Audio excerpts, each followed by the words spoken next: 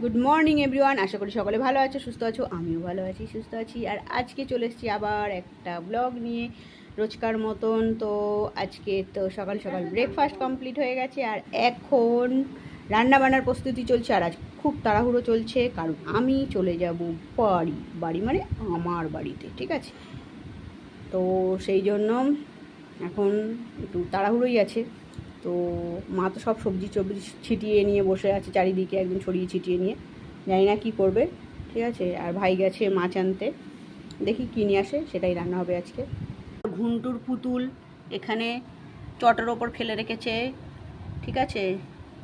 ঘুন্টু এখানে খাওয়া দাওয়া করছে, তো তাই জন্য। আর এখানে মা হচ্ছে সবজি যে ছড়িয়ে ছিটিয়ে সব কিছু রেখে দিয়েছে। কী যে রান্না করবে আদৌ কিচ্ছু এখনও ডিসাইড করতে পারেনি, সব ছড়িয়ে রেখেছে। এই হচ্ছে ব্যাপার।